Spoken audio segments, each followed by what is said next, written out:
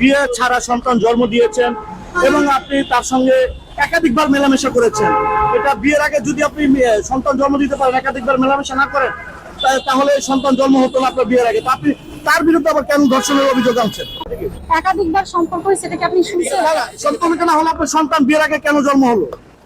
কেন জন্ম হয়েছে আমি বললাম না যে মহাখালীতে যখন আমার আপু অসুস্থ আপনাদের দুজনের মানে দুজনের মন যখন মিলে গিয়েছে তখনই তো এই কাজটা সম্ভব, তাই না? না, দুজনের মন যখন মিলে গেলে সম্ভব না। এছাড়া কি সন্তান হয় নাই কারো? আপনি বিয়ে ছাড়া কেন সন্তান হলেন? আপনি যেহেতু প্রথমবার আপনাকে ধর্ষণ করেছে, তাহলে আপনি তাকে বিয়ে করে তারপর আপনি দ্বিতীয়বার সন্তান জন্ম দিতেন। আমি কি জানি যে সে এবার আসবে বাসায় আবার একটা অঘটন ঘটবে? আমি তো এটা জানি না। আমার বাসায় যখন আমার আপু, আমার দ্বিতীয়বার যখন এই সন্তানটা আসছে, তখন আমার আপুর বড় সন্তানটা মহাখালী মেডিকেলে ডায়রিয়া অবস্থায় ছিল।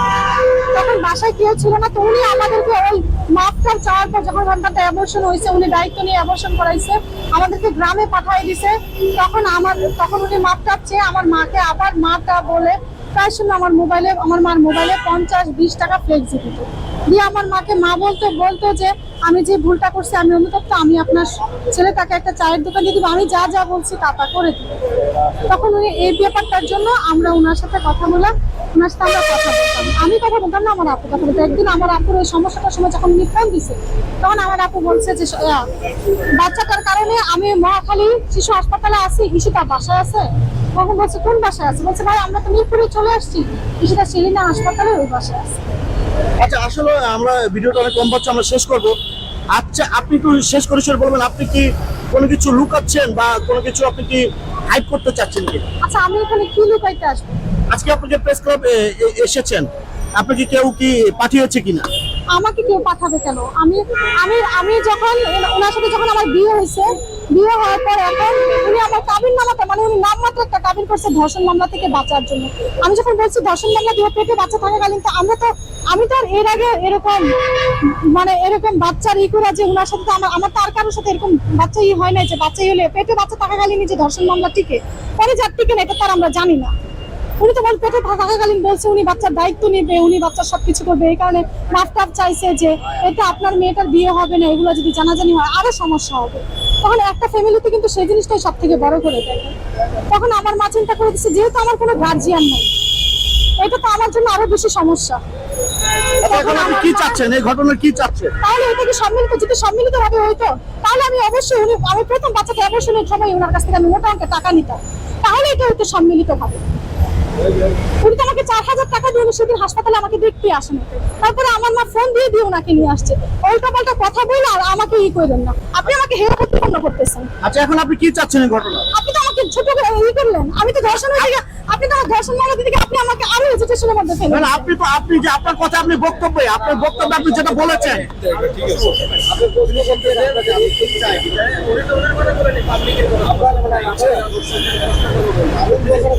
তারপরে এই যে দ্বিতীয়বার যে ধর্ষণটা হয়েছে, এটা আমি না বললে হবে না। আমাদের বাসায় কিন্তু আইকন ছিল না। আমার বোনটা, আমি বলছি আপনি আমার বোনের ব্যাপারে সবকিছু জিজ্ঞেস করলে পাবেন যে আমার বোনের ব্রেনের সমস্যা। তো যেখানে একটা মা বয়স্ক মানুষ আমার মারতে পারে না, আমার সারা শরীরে পানি, আমার একটা প্রতিবন্ধী ভাই, আমার আপু, আমি এমপির কাছে গেছি, এমপি উনি বিয়ে পড়াচ্ছেন, তাতে উনি আমাকে ঘর নিয়ে দেন। এমপি উনি বিয়ে পড়া দেওয়ার পরে যদি উনি ঘর না দিয়ে থাকে, তাহলে আমি যখন একা লড়ছি তখন উনি আমার সাথে কি করছে? এখন এমপি আছে, এমপির অনেক লোক আছে, বিয়ে পড়া দেওয়ার পরে উনি এখনো পর্যন্ত ঘর নিয়ে দেন, এখনো পর্যন্ত উনি তার বাধা করতেছে। তাহলে তখন আমি যখন একা ছিলাম উনি আমার সাথে কি করছে, এটা বুঝতে কি আর কোনো লোকের দরকার আছে? আপনি কি এখন স্ত্রী স্বীকৃতি চাচ্ছেন? তো উনি আমাকে বিয়ে করছে, এখন আমার এই সন্তানটাকে নিয়ে আমার বাবা নেই, ভাই নেই, আমি আগেই বলছি আমি এতিমখানায় মানুষ হয়েছি। তো এখন আমার সন্তানটা নিয়ে কি আমাকে কেউ রাখবে? পৃথিবীর কেউ রাখবে? কোনো বোন রাখবে? আমি আমার বোনের বাসায় আছে 2.5 বছর, আর আমার বোন বলতেছে বাসা চেঞ্জ করবে এই মাসে। আমার বোন বলছে যে তুমি এখন এই বাসা থেকে চলে যাও। এখন আমি কোথায় যাবো এই সন্তানটাকে নিয়ে? আমি রাস্তা থাকবো, আমার মতোই কি ওকে আমি এতিমখানায় বড় করবো? উনি যদি ওনার একটা পালিত মেয়ে আছে, সেই পালিত মেয়েটার সাথে ওনার অনৈতিক সম্পর্ক। আপনারা সঠিকভাবে ইনভেস্টিগেশন করে দেখেন, তাহলে বুঝতে পারবেন যে আসলে আমি খারাপ না, উনি ধর্ষক। ওনার পালিত মেয়েটার একটা ইনভেস্টিগেশন হোক। আচ্ছা, এখন আপনি চাচ্ছেন স্ত্রীর স্বীকৃতি বা আপনার বর্তমান যে সন্তান হয়েছে তার স্বীকৃতি? হ্যাঁ অবশ্যই আমি চাচ্ছি ওই পালিত মেয়েটার একটা সমাজে একটা ওই পালিত মেয়েটা যে ওই পালিত মেয়েটার সাথে যে ওনার একটা অনৈতিক সম্পর্ক সেটাও বের হয়ে আসুক, আর উনি যে আমাকে এখন বিয়ে করছে সেটার একটা স্বীকৃতি হোক, এই সন্তানটা ভবিষ্যতে আমার মতো যেন এতিমখানায় বড় না হয়, সেও যেন একটা বাবার মতো করে বাবাকে বড় হয়, আমি সেটাই চাচ্ছি। আচ্ছা, আপনার বিয়ের কোনো কাবিননামা আছে আপনার? আমার কাবিন নামাটা উনি আমাকে তুলতে দিচ্ছে না, বিয়ের যে কাবিনটা হয়েছে এই কাবিনটা এখন উনি আমাকে তুলতে দিচ্ছে না। আমি কাবিন অফিসে গেছি, ওনাকে কাবিন দিচ্ছে কিন্তু আমাকে কাবিন দেয় না, বলে কাবিনের টাকা দরকার, কাবিনের টাকা না দিয়ে কাবিন দিব, টাকা বাকি কাবিন টাকা না, কাবিন না দিলে টাকা দিব না। কিন্তু কাবিনের টাকা কি একটা ছেলে একটা মেয়ে দেয়? তখন আমি বলছি যে উনাকে যদি আপনি ছেলে হিসাবে কাবিন দিয়ে থাকেন তাহলে আমি মেয়ে মানুষ, আমি টাকা দিব কোথেকে? আমার এখানে কাবিন দিচ্ছে না, আমি কি কাবিনের টাকা দিব? ওনারা আমার কাবিনটাও দিচ্ছে না, কাবিনটা যেহেতু দিচ্ছে না তাহলে উনি যদি আমার বিয়ে করে থাকে তাহলে 2 মাস হয়ে গেছে, বিয়ের 2.5 মাস হয়ে গেছে, উনি আমার ঘর কেন দিচ্ছে না? তাহলে এটা কি বিয়ে হয়েছে? এটা যে একটা নামমাত্র বিয়ে, উনি ধর্ষণটা ঘুরচাপ দেওয়ার জন্য উনি আমার বিভিন্ন ভাবে ফোনে বিভিন্ন ভাবে হুমকি দেয়। আমার ফোন ট্র্যাকিং হইলে বোঝা যাবে যে কত আননোন নাম্বার থেকে বড় বড় লোকরা আমাকে ফোন দিয়ে দিয়ে হুমকি দিচ্ছে। আপনি প্রেস ক্লাবের সামনে কেন আসছেন আজকে? দেখেন উনি এই যে আক্তার ফারুক আমাকে প্রথমে ধর্ষণ করছে, তারপরে আমি যখন এই বাচ্চাটা নিয়ে মানুষের কাছে বিচার চাইতে গেছি তখন ওনার সাথে আমার বিয়ে পড়াইছে। বিয়ে পড়ার তারপর এখন যখন আমি কাবিনটা তুলতে গেছি আমার কাবিনটা পর্যন্ত তুলতে দেয় না, কাজী অফিস থেকে বলে যে কি যেন তার কাবিন তোলা যাবে না, টাকা বাকি। তাহলে একটা মেয়ে কি টাকা দিয়ে কাবিন তুলে? একটা ছেলে টাকা দেয়, উনি ওনার কাছে যদি কাজী অফিস থেকে কাবিন দিয়ে থাকে তাহলে আমারে কেন কাবিন দিবে না? আমারে কাবিনটাও দিচ্ছে না। আচ্ছা, একটা মানুষের নামে আপনি ধর্ষকের অভিযোগ এনেছেন, আপনার কাছে কি এমন এভিডেন্স রয়েছে, কি এমন প্রমাণ রয়েছে তার বিরুদ্ধে যে আপনি ধর্ষণের অভিযোগ এনেছেন? দেখুন এই যে আমার বাচ্চাটাই তো প্রমাণ যে বাচ্চাটা ওনার, কিন্তু আমার কাবিন হয়েছে এই 5 রোজায়। একজন নারী বলতে পারে তার সন্তানের পিতাকে, রাইট? জি তো আপনি বলতে পারবেন আপনার সন্তানের পিতা কে বা কিনি, তাই না? উনিও বলতেছে, উনিও স্বীকার করতেছে, মানে আইনি ভাবে জিতার জন্য যে মানে ধর্ষণটা না পাওয়ার জন্য উনিও বলতেছে যে বাচ্চাটা ওনার, কিন্তু মুখেই বলতেছে। উনি আবার অনেকবার আমার কাবিনও করতে চাইছে, তখন উনি বলতেছে যে কাবিন করবো, কিন্তু উনি কাবিন না, উনি এফিডেভিট করবো, উনি বাঁচার জন্য উনি বলতেছে যে এফিডেভিট করবো। পরে আমি এফিডেভিট ওনার সাথে আপনি আক্তার ফারুক যার বিরুদ্ধে আপনি অভিযোগ এনেছেন, ওনার সাথে আপনার প্রথম পরিচয় কোথায় বা কিভাবে? ওনার সাথে আমার প্রথম পরিচয় হয়েছে মিরপুর মাজারে। মিরপুর মাজার আপনি কেন গিয়েছেন? আমি সেখানে গান করতে গেছিলাম, প্রথম দিনই ওনার সাথে আমার পরিচয় হয়েছে। প্রথম পরিচয়, তারপর থেকে কি ভালো লাগা, ভালোবাসা?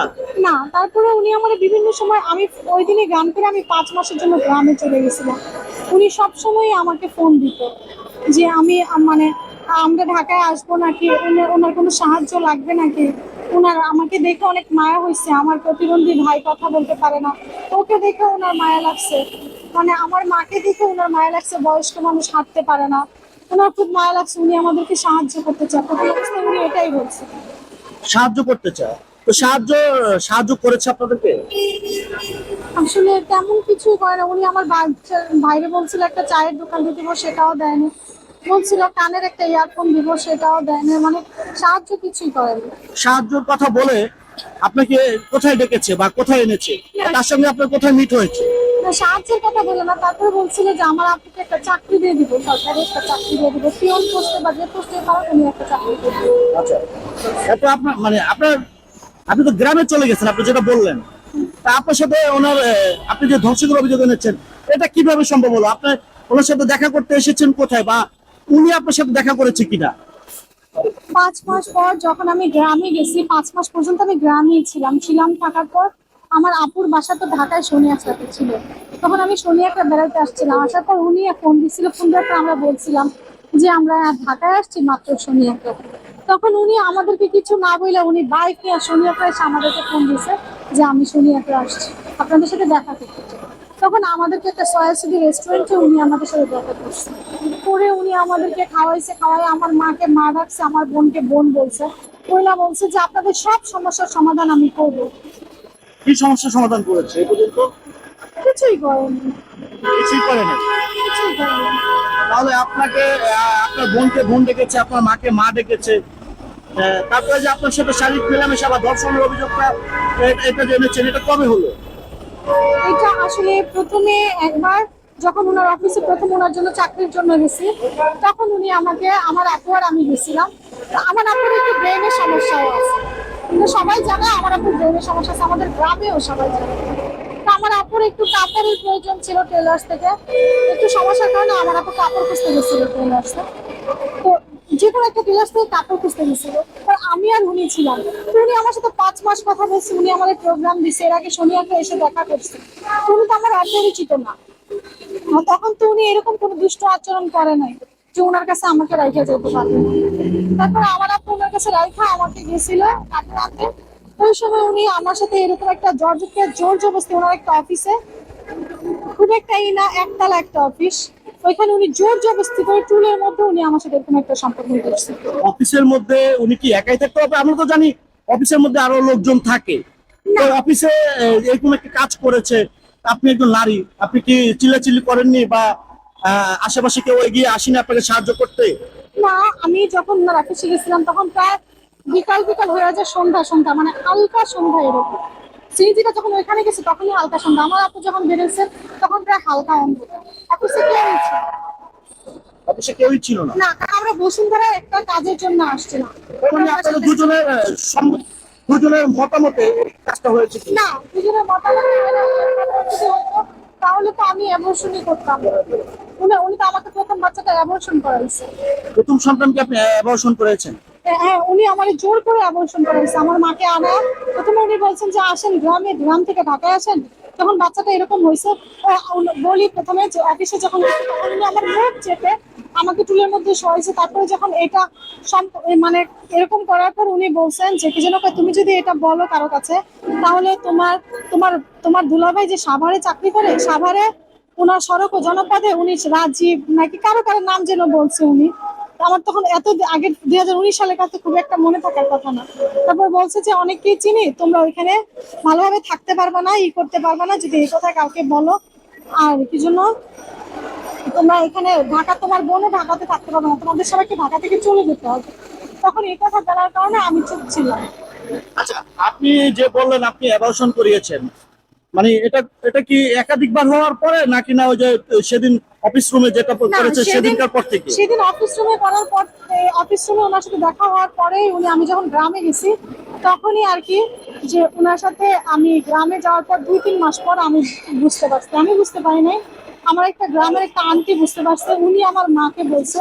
তারপরে আমার মা সেভাবে আমার সত্যটা বের করছে। বের করার পর আমার মা ওনাকে ফোন দিচ্ছে। ফোন দেওয়ার পর উনি বলছে আমার মারে যে দেখেন আপনার এমনি গ্রামের সমস্যা, কিন্তু আমার মা জানে যে গ্রামে আমাদের কোনো কুসংস্কার, এটা যদি জানে আমার উপর খুব চাপ সৃষ্টি হবে আমার মায়ের উপরও। এ কারণে আমার মা ঢাকায় নিয়ে আসছিল আমার। এই ঘটনা ঘটেছে 2019 সালে? জি, আচ্ছা, তখন আপনার বয়স কত ছিল? 17 ছিল। 17 বছর ছিল। তখন আপনি সাবালক নাবালকই ছিলেন মোটামুটি। 18 বছর আগে নাবালক বলা যায় না, সাবালক বলা যায় না। যাই হোক, তো আপনি এই বিষয়ে মামলা করলেন না কেন তখন? ধর্ষণের মামলা করলেন না কেন? আসলে আমার মা করে নাই, কারণ আমার মা ভাবছে যে কি যেন, উনি বলছে আমার মারে যে মামলা করলে অনেক টাকার দরকার, আপনারা এই টাকা দিতে পারবেন না। আর তাছাড়া আমি তো বলছি যে কি যেন আমি আপনারা যদি এটা করেন তাহলে আমি আপনাদেরকে এই যে থানায় যদি মামলা করেন, ওইখানে আমার ভাগ্না জামাই ওসি আছে, যে আমি লিখছিও, আমার ভাগ্নি জামাই ওসি আছে। তারপরে বলছে যে সাংবাদিক ওনার ভাই আছে বাবুল, এটা বলছে যে কোথাও গিয়ে কোনো কাজ পাবেন না। তারা আমার মা ভাবছে যে ফলাফল তো কিছু পাবো না, মাঝখান দিয়ে অযথাই মানে আমার মেয়েটার আরো বদনাম হইবে। তখন আমার বিয়ে হয়নি, এই কারণে আমার মা চাইছে ঘটনাটা চাপায় গেলে আর কি ভালো হতো। মানে আপনার একটা সমঝোতার মধ্যে চলে আসছে? জি। কি ধরনের সমঝোতা ছিল সেটা? সমঝোতা না, উনি আমার অ্যাবর্শন করে 5,000 টাকা দিয়ে দিচ্ছে, দিয়ে 4,000 টাকা দিয়ে দিচ্ছে, দিয়ে একটা অ্যাম্বুলেন্স ভাড়া করে দিয়ে দিচ্ছে। আমি অ্যাবর্শন করতে চাই না, আমার মাও করেছে। আমার মা বলছে না, অ্যাবর্শন না করে কোনোভাবে যদি কিছু করা যায়, কারণ আমার মেয়েটার যদি অ্যাবর্শনে যদি কোনো সমস্যা হয়, তখন শ্যামলে একটা ডায়াগনস্টিক সেন্টারে উনি আমার নিয়ে অ্যাবর্শন করাইছে। এই বাম পায়ের মধ্যে উনি আমার একটা ইনজেকশন দিচ্ছে, সে টাকা আমার এখনো ঝিমঝিম করে সবসময়। আপনি বলেন আপনি তখন যখন আপনার সাথে ঘটনা ঘটেছে আপনি অবিবাহিত ছিলেন, আপনি বিবাহিত ছিলেন না। জি। তো আপনি অবিবাহিত নারী হয়ে যখন আপনি একটি সন্তান নষ্ট করেছেন অ্যাবর্শনের মাধ্যমে, তো আপনি এই লোকের বিরুদ্ধে আপনি ধর্ষণের অভিযোগ এনেছেন, তো আপনি আবার তার কাছে বিয়ে বসার চিন্তা ভাবনা কেন করলেন? না, আমি বিয়ে বসে যখন আমি কমিশনার ওনার কাছে এই বিষয়টা নিয়ে গেছিলাম, তখন মিরপুরে মান্নান উনি কমিশনার, উনি তখন উনি চিন্তা করে দেখছে যে বাচ্চা আবার যখন এই বাচ্চাটা তখন উনি চিন্তা করে দেখছেন যে এই বাচ্চাটার ভবিষ্যতের জন্য বাচ্চাটা সমাজে জারজ হয়ে যাবে, এই কারণে অন্তত বাচ্চাটার জন্য হইলো বিয়ে পড়ানো দরকার। আচ্ছা আচ্ছা, মানে আপনার এই প্রথম সন্তানটা আপনি অ্যাবর্শন করে নষ্ট করেছেন, দ্বিতীয় সন্তান কিভাবে হলো? এটা কি আপনাদের মানে বিয়ের পরে নাকি কোনটা? না না না, বিয়ের আগেই হয়েছে। বিয়ে হয়েছে তো আমার এই রোজা 5 মাসে, 18 তারিখে 5 রোজা, এই রোজা 2024 সালের রোজা 5 রোজা হয়েছে। ওই যে 2024 রোজা। হ্যাঁ, আচ্ছা, তাহলে আপনার এই সন্তানের বয়স এখন কত? 16 মাস। 16 মাস। তাহলে কি 17 মাস। তাহলে কি আমরা ধরে নিব এই সন্তান আপনার বিয়ের আগে আপনার আপনি প্রসব করিয়েছেন? জি। এটা কেন হলো? বিয়ের আগে আপনি একটা অবৈধভাবে, এটা কি অবৈধভাবে করেছেন? না, শুনুন, তারপর যখন এই কথাটা বলছে, তখন যখন এই কথাটা বলছি যে সন্তানটা যখন হয়েছে তখন আপনার সন্তানটা একটু কোলে নেন আগে, আপনার সন্তান একটু কোলে নেন, আপনার সন্তানটা কোলে নেন, তারপর আমরা কথা বলতেছি। এই যে এই সন্তান, জি তাহলে এই সন্তান আপনার বিয়ে হয়েছে এই রমজানে, এই সন্তানের বয়স 17 মাস। তার মানে আপনি যখন আপনার সন্তান হয় তখন তো সন্তান মানে আপনার স্বীকৃতি পায় নাই, কারণ আপনার বিয়ে হয় না, বিয়ে ছাড়া আপনার সন্তান। জি, স্বীকৃতি পায় নাই তখন। বিয়ে ছাড়া হয়েছে কিনা সেটা বলেন, আপনার মুখে বলেন। জি, বিয়ে ছাড়াই হয়েছে। তো বিয়ে ছাড়া আপনি একজন নারী, বিয়ে ছাড়া আপনি একটি সন্তান জন্ম দিয়েছেন কেন? এই সন্তানের পিতৃ পরিচয় দিয়ে আপনি কোনো চিন্তা ভাবনা করেছেন কিনা? শুনেন, যখন সন্তানটা হয়েছে পেটে আসছে তখন এবার অপারেশন করানোর জন্য তখন উনি বলছে আমি রাজি না, আমাদের ফ্যামিলিতে কেউ রাজি না, সবাই বলছে যে ধর্ষণ মামলা দিব, বাচ্চা পেটে নিয়ে গিয়ে আমার মেয়ের প্রতিরোধে দাঁড়াতে। তখন উনি যে কোনো ভাবে আমার মায়ের হাতে পায়ে ধরে, আমার আপুর হাতে পায়ে ধরে যে একবার ভুল হয়েছে, আপনারা মাফ করছেন, আমার ভুল হয়ে গেছে, এবার আমার ভুল করাটা ঠিক হয়নি। আচ্ছা যান, আপনাদেরকে আমি এই সন্তানের দায়িত্ব আমি নিব, ভরণ পোষণ সব করবো, ঠিক আমি সন্তানের। তখন আমার মা বলছে তাহলে ঠিক আছে, তাহলে এবার তুমি কাবিন করো, যদি তুমি ভরণ পোষণই করো, দায়িত্বই নাও, তাহলে তুমি কাবিন করো। তখন উনি বলছে যে আমি সড়ক ও জনপথে চাকরি করি, আমি যদি কাবিন করি তাহলে আমার বড় মামলা করবো, আমার সমস্যা হবে, আমি কাবিন করতে পারবো না। তখন বলছে যে তাহলে ঠিক আছে বাবা, ইসলামী সরাসরি অনুযায়ী তো একটা নিয়ম আছে, হুজুর দিয়ে কাবিন করানো, তাহলে হুজুর দিয়ে অন্তত হুজুর দিয়ে একটা কাবিন, হুজুর দিয়ে একটা কালমা পড়ো। তখন উনি বলছে যে হুজুর দিয়ে কালমা পড়তে পারবে না আম্মা, আমার সমস্যা আছে, আমাকে এলাকার সবাই চিনে, আমি একজন নেতা মানুষ, আমার সমস্যা আছে, আমি এটা করতে পারবো না, সর্বোচ্চ আমি ওদের দায়িত্ব নিলাম, এটা বলছে।